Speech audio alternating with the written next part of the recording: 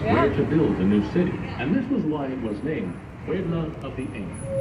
In a more realistic sense, Puebla was created due to the need for a shorter trade route between Mexico City and the Gulf of Veracruz. This site would host a growing number of Spaniards who lived their lives traveling between the two states and carrying out entrustments from the crown, turning the area into a Spanish Maybe city you of know rapid what growth.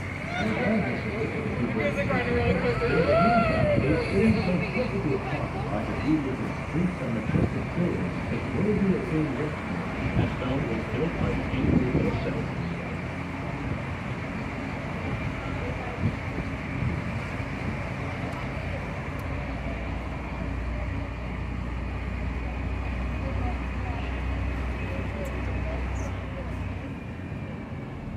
Hi. That's horrifying.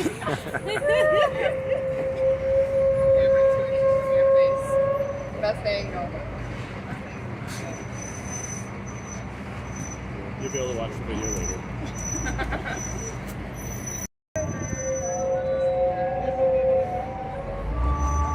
To the right, there is a building with a local design that is characteristic of and unique to Puebla.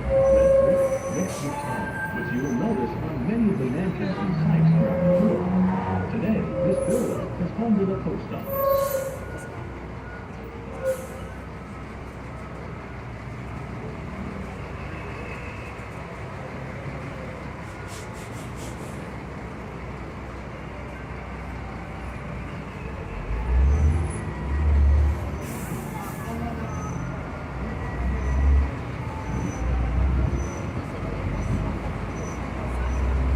Stick my arm out too far. Drop your phone.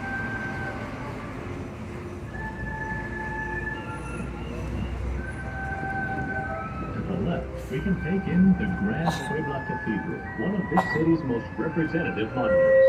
Its construction began in 1575, but the city's rapid growth demanded that a more dignified house of worship be built with greater dimensions, which is why it has been remodeled over the centuries until reaching the point we see today. For this reason, it has different architectural styles, including Renaissance, Baroque, and Neoclassical. The construction of its famous towers took almost 2 centuries.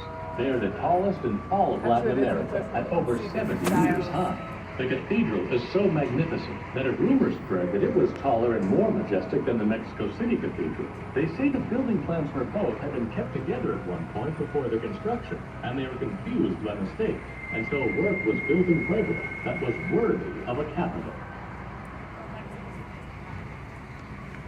To the right, we can see the House of Culture, La Casa de la Cultura, which hosts one of the city's most prized treasures in its upper hall, the Palafoxiana Library. It was considered the first public library in the Americas, thanks to the nearly 6,000 books that Bishop Juan de Palafox donated from his valuable personal collection. He donated them with the only condition that access would be granted not only to members of the church, but to anyone who knew how to read. Currently, the lovely Baroque-style library has more than 40,000 books, the majority of which are from before the independence of Mexico. In 1981, from Puebla is a protected product. For its exclusive characteristics and reputation, it's distinguished for being originally and in particular from this region, and therefore, no one else in the world can manufacture it. Isn't that incredible? To the left, you will see a small space called Jardín del Arte, the art garden. A number of local artists come to this park on the weekends to display their work and sell it. It's a clear example of the artistic blood that runs through the veins of the people of Puebla, the Poblanos.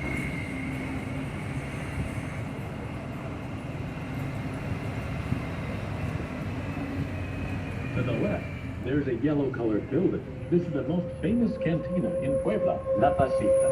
It is picturesque and full of tradition from its lifetime that spans an entire century.